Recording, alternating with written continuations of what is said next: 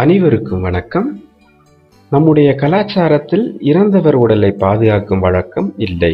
நமது நாட்டின் கலாச்சாரம் மற்றும் நம் வாழ்க்கையின் ஒவ்வொரு அம்சமும் மனிதர்களை மேல் நோக்கி கொண்டு செல்வதாக அமைய வேண்டும் என்றே நினைக்கிறது.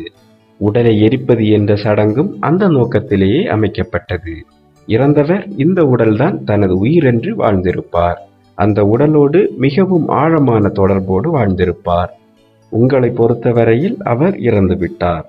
ஆனால் அந்த உயிரை பொறுத்தவரையில் உடலை விட்டு நழுவி விட்டதாகத்தான் நினைத்து கொண்டு இருக்கும். மீண்டும் அந்த உடலுக்குள் நுழையலாம் என்று அவ்வுயிர் துடித்து கொண்டே இருக்கும். எனவே வாய்ப்பை எதிர்நோக்கி அந்த உடலை சுற்றியே உயிர் சுற்றி கொண்டு இருக்கும். உடல் முழுமையாக இருக்கும் வரை அந்த உயிரால் அங்கிருந்து நகர முடியாது.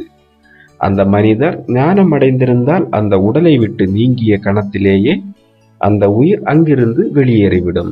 ஆனால் சரியான புரிதல் இல்லாத உயிர் அந்த உடலையே சுற்றி வரும். இது அந்த உயிருக்கும் நல்லதல்ல. இறந்தவருடன் பழகியவருக்கும் அந்த உடலை பார்த்து பார்த்து பல நினைவுகளால் வருத்தம் அதிகமாகிக் கொண்டே போகும். உயிரை விட்டவரும் சரி, உறவினர்களும் சரி, உடல் அங்கிருக்கும் வரை வேதனையோடு இருப்பர். எனவே விடைபெற வேண்டிய நேரம் வந்துவிட்டது என்பதை அந்த உயிர் உணர வேண்டும் என்ற புரிதல் இருந்ததால் அந்த உடலை முழுமையாகவும் விரைவாகவும் அழிக்க வேண்டும் என்னும் நடைமுறை உண்டாக்கப்பட்டது. எனவேதான் இறந்த 1.5 மணி நேரத்திற்குள் உடலை எரிக்க வேண்டும் என்ற விதி ஏற்படுத்தப்பட்டது.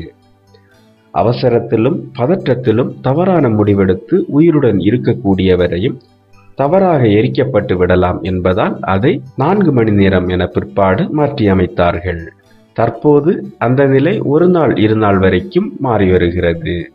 தாம் அறிந்த அந்த உடல் இனி இல்லை, அடையாளமற்று எரிந்து கையளவு சாம்பலாகிவிட்டது என்னும் உண்மையை அறியும் போது இந்த இறந்த உயிரும் அந்த இடத்திலேயே பரிதவித்துக் கொண்டு இருக்காது. இங்கு உயிருடன் இருப்பவர்களும் மாண்டவன் இனி மீளப்போவதில்லை என்று ஒருவித அமைதி கொள்வார்கள்.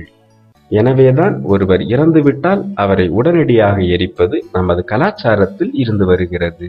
போதிய விறகு இல்லாத பாலைவனங்களிலும் நெருப்பு நின்று எரியாத குளிர் பிரதேசங்களிலும் எரிப்பதை விட புதைப்பது சுலபமாக இருந்தது.